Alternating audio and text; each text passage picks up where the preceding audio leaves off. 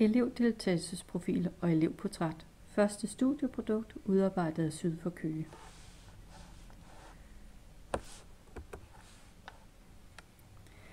Folkeskolen har i en årrække stået over for flere udefrakommende krav om forandringer. Regeringen er ud fra et 360 graders eftersyn af folkeskolen kommet med nogle anbefalinger til, hvordan der i skolesektoren kan justeres, forandres og udvikles. Der er i den forbindelse fokus på tendensen til, i kortere eller længere tid, at separere en stadig større del af eleverne fra almenundervisningen. Udfordringen består således i inklusion af flere elever i almenundervisningen, at gennemtænke fagenes indhold med henblik på at understøtte alle elever i deres læreprocesser, at forberede eleverne til en aktiv deltagelse i samfundslivet. Den øgede elevmangfoldighed stiller stadig større krav til læreren om at skabe en tilsvarende mangfoldighed af muligheder for aktiv deltagelse, både hvad angår undervisningsdifferentiering, skolen og klassens fysiske rammer, sociale organiseringer, fagligt indhold, undervisningsmaterialets art og sværhedsgrader, arbejdsformer osv. Ud fra disse didaktiske kompetencer kræver det et grundigt kendskab til den enkelte elevs læringsprofil og deltagermønster.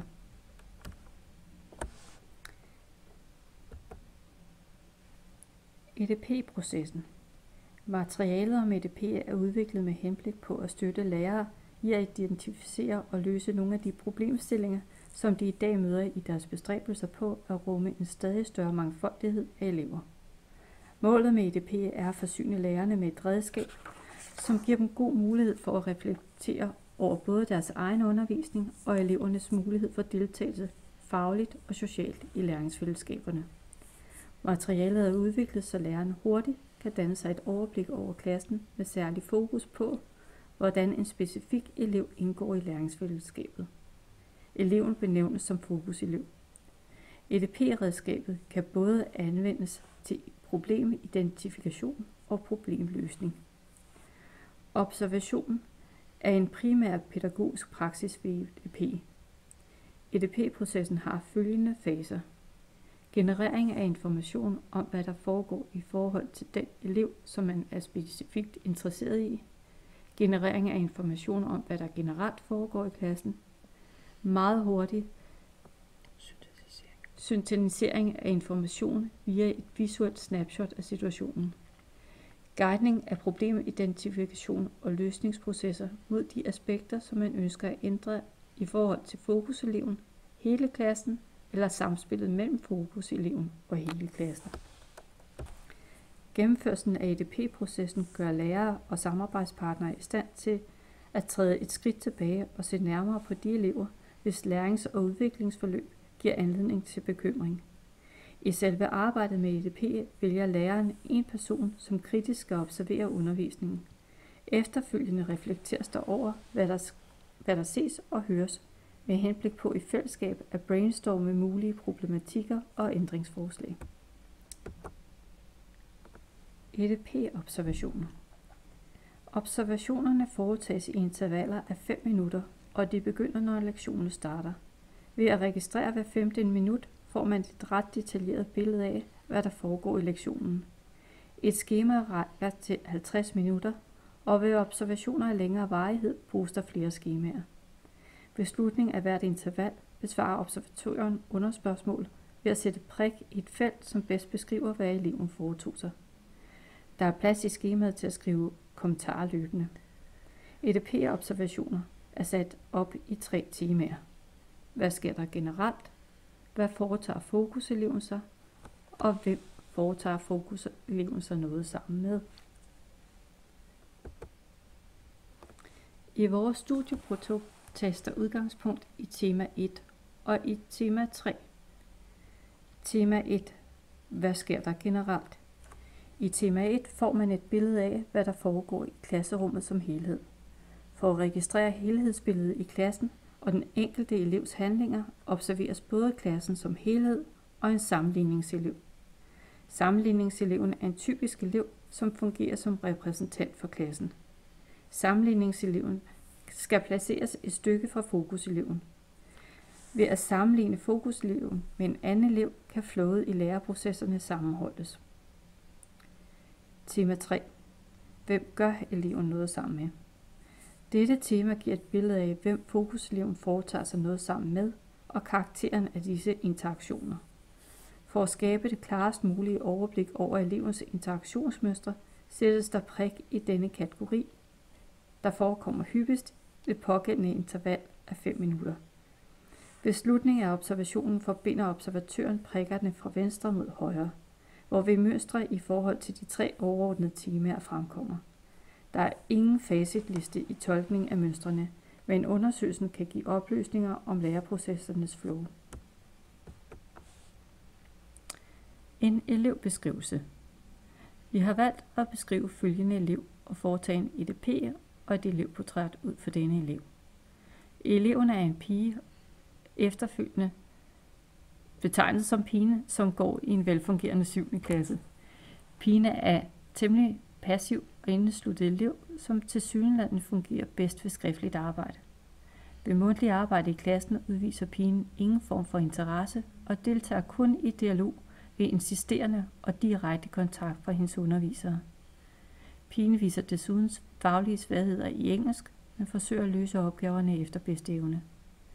Der er blevet tilknyttet en AKT-medarbejder til pigen, der gennem samtaler har forsøgt at afdække, hvorvidt vanskelighederne skyldes sociale eller faglige udfordringer.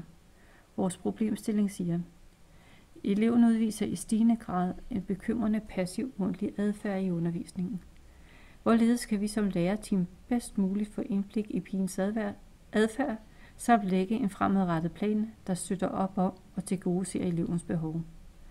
Lærerteamet beslutter at foretage en EDP, ud fra hvilken der skal laves et elevportræt. Dette elevportræt skal danne grundlag for refleksion og brainstorm til en fremadrettet handleplan. Vi har observeret vores EDP og EP på en observation i en dansk time. I forbindelse med observationen af vores elev har vi udført en EDP, hvor eleven i første omgang blev målt i forhold til klassen som helhed. Efterfølgende sammenlignes fokuseleven med en anden elev, der repræsenterer gennemsnittet for klassen. Klassen ses at have en lidt urolig opstart, da der benyttes computere, der skal startes op. Herefter følger en mundtlig instruktion fra læreren, der varer ca. 20 minutter. Eleverne går herefter i makkerpar og påbegynder løsningen af en stillet skriftlig dansk opgave, som de tidligere har arbejdet med. Resten af lektionen følger fokuseleven med i undervisningen på samme måder og vilkår som sammenligningseleven, uden at skille sig ud. Skemaet udviser ingen form for passiv eller uengageret adfærd hos fokuseleven. Som det fremgår af observationsarket, afviger fokuseleven i denne time ikke markant fra de øvrige elever. Dette kan skyldes, at i den pågældende dansktime arbejdes der udelukket med et oplæg og instruktion fra lærer, som udmunder i skriftligt arbejde for eleverne. Derfor mener vi ikke, at resultatet af denne observation giver et fyldestgørende indblik i, hvordan elevens udfordringer ellers er synlige i hverdagen. Refleksionsark. Refleksionsarket portrætterer eleven i forhold til observationsarket, hvilket giver et skriftligt og mere detaljeret indblik i observatørens iagttagelser. Afsluttende refleksioner. Den observerede læringssekvens giver et billede af en elev, der ikke fagligt synes at have skriftlige vanskeligheder. Derfor må lærerteamet overveje, hvordan der kan arbejdes med elevens manglende mundtlige indsats og færdigheder. Refleksioner omkring EDP-metoden. Sætter man særlig fokus på en bestemt elev og observerer koncentreret, vil man uanset metode formentlig få øje på forhold, man ellers ikke havde set. Imidlertid er der nogle forhold ved EDP, som man bør forholde sig kritisk til.